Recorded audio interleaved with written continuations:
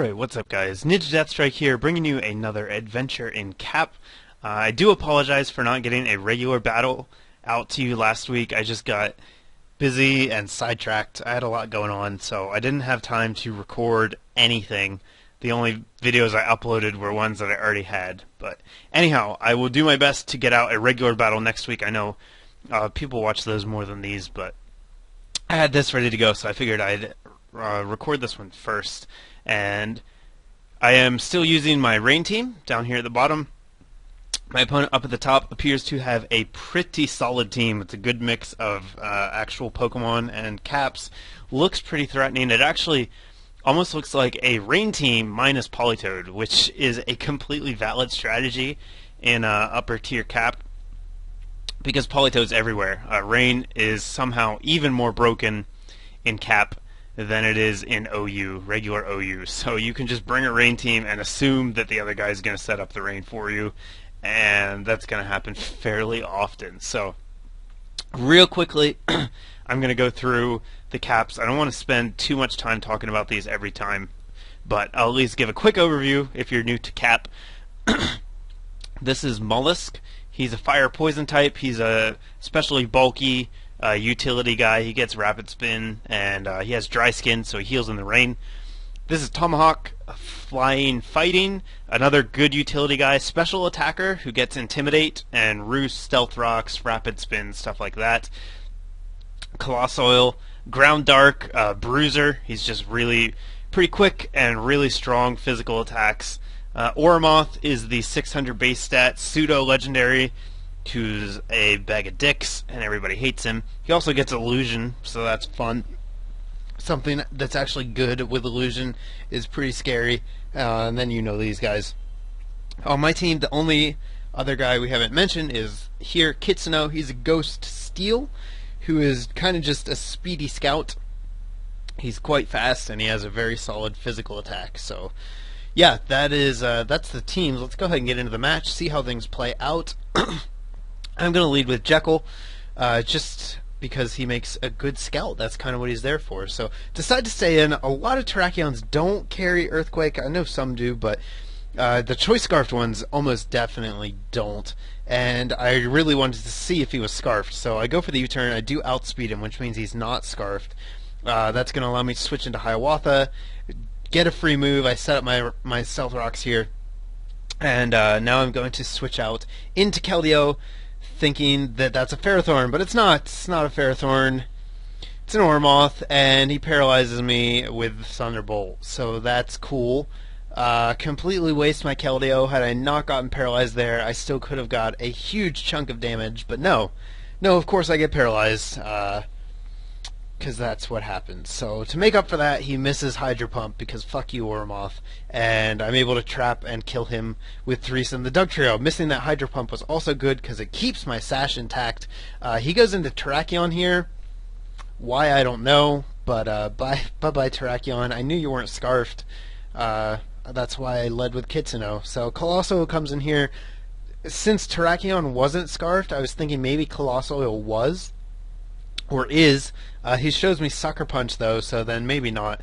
But I actually double switch here, as I know he's going to go into Mollusk. I just don't want to deal with it. Politoed can't deal with it. So I switch into Hiawatha, and then I switch into Jekyll just to see what he wants to do. I know that those things can learn Thunderbolt, and I wanted to see if he has it. I knew it wouldn't kill me, and it turns out he does. So Jekyll takes a big hit, but now I know that it has Thunderbolt, and that means if I can predict a Thunderbolt and switch in Dugtrio, I can kill that thing, which would be really, really good. So just going to U-turn out here, go into Poliwag to take the Hurricane, just because I don't really have anyone better to handle it. Now I expect Mollusk to come back in, so I'm not going to go for the Scald, just going to go for the Ice Beam, see what he wants to do. He brings in Ferrothorn instead, which is fine, since I know that it's the real Ferrothorn and not Oromoth anymore. I can definitely go safely into Hiawatha this time. Ferrothorn can't really touch me, and I can do whatever I want, which in this case is going to be Hurricane. That's one of the advantages of running Tomahawk in the rain. You get to use Hurricane. He's going to miss the Leech Seed. which is unfortunate for him. And that's going to allow me to just keep hurricaning things. If you notice that Ferrothorn took nothing from the hurricane, like 30%, I think. That's ridiculous. Ferrothorn is so good. Colossal is going to take it considerably less well. After the Stealth Rock damage, it's going to be an easy 2-hit KO. The Sucker Punch doesn't do anything to me. Mollusk comes in now. I know he has Thunderbolt, but I also know that I will survive one, and I just want to get damage on him, so I do stay in and get a big Hurricane off, but it's not going to do enough to kill him. So now I'm going to take a risk, switch into Threesome, hoping that he sticks with the Thunderbolt, and he does. So that's huge. He's dead now. I'm able to trap him, just take him out with an Earthquake, and that is a huge, huge pain in my ass dead. So good. Tomahawk's in. No reason to stay in here. Threesome can't do anything. I send in Jekyll really just to sacrifice him. I expected a Hurricane, but he goes for an Aura Sphere, which actually allows me to survive, get off an Ice Punch, and then I get the freeze. So Jekyll's going to survive for 2 turns longer than he should have. The first one was totally his fault. The second one, due to the freeze, it's definitely nice for me, but I don't think it had an outcome. Like, I don't think it would have changed the outcome of the battle, because I could have taken him out with any number of things. Probably actually just Threesome with a Stone Edge. Although he did have priority Prankster Roost, so I don't know, it would have been close. I still had Aura Moth too, so I think I would have been fine. But yeah, just going to use Threesome here to weaken the Ferrothorn as much as I can, and now that he's down to 18%, I know a Hurricane will take him out, so I could just go into Hiawatha and do that. And that's going to be the first match, so there we go. Moving right along to the second, I'm down here at the bottom again, and my opponent up at the top has a 6-cap team. Let's see who we need to talk about quickly. The first guy he has is Skylant. That is a bug ice type with an ability that lets him switch into Stealth Rocks without taking damage. He's a mixed attacker. Sorry, my throat's a little dry. He's a mixed attacker, so he can go physical or special or both. Makes him pretty dangerous. He's also really fast. Argonaut, water fighting with Unaware, so stat boosts don't affect anything while he's in. He's really good for stopping setup sweepers.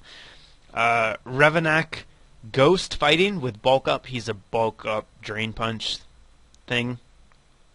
Mollusk we know and hate. This is Stratagem. He is a special sweeping rock type. He has 130 base speed and I think 120 special attack. So he's just really really strong special attacker who's really frail. And finally we have Cyclone, who is a dragon electric dickface. He's super bulky and he has really really good stats overall, and he never dies.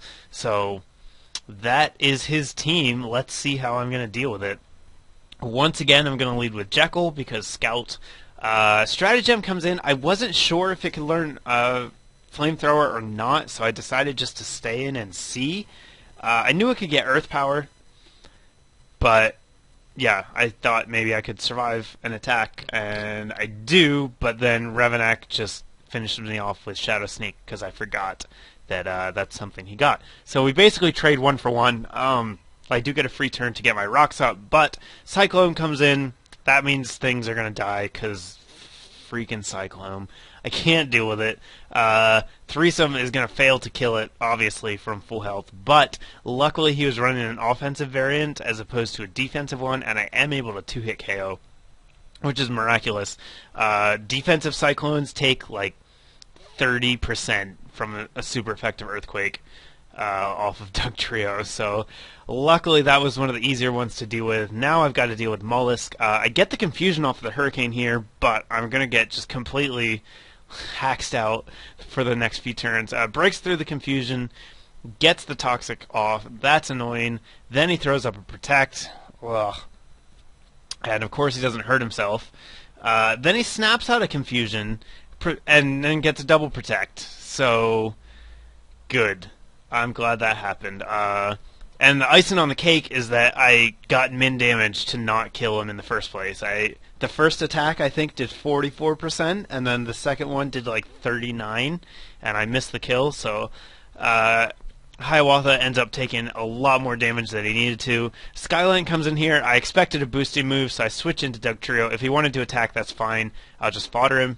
But I do get a little bit of extra damage with Sucker Punch, and then finish him off with Ponyface, the Scarfed Keldeo. Rain Boosted Surf is definitely going to be enough to take him down, so I didn't need to risk the Hydro Pump there. Argonaut comes in. I know I can handle it pretty well with Hiawatha. The Toxic is going to be an issue, though, so I'm just going to come in, Roost, and then switch out. Because I don't want that Toxic damage building up. We make a double switch here. Ravenak comes in, and I'm fairly certain I can survive on attack. He goes for the Shadow Sneak, and he gets a crit, which is annoying. But he doesn't crit on the second one, so I get some decent damage. Still, I didn't have to lose Oromoth there if I hadn't gotten crit, so that's a little annoying again. But I think Hiawatha is going to be able to handle this match. I can just, roost up and use Hurricane and stuff like that. So I am going to pull out the match a lot closer than it probably needed to be if I hadn't gotten haxed so much. But it's Pokemon, it happens, and this is just one of those days where I just got haxed every match. I did not play for very long that day because I got angry pretty fast. But yeah, managed to get the win, and that is going to do it. So give me a thumbs up if you guys liked the match. Check out the links in the description. And yeah, subscribe or consider subscribing if you haven't done that. I'd appreciate it. And I'll have more coming your way shortly. Thanks for watching, guys.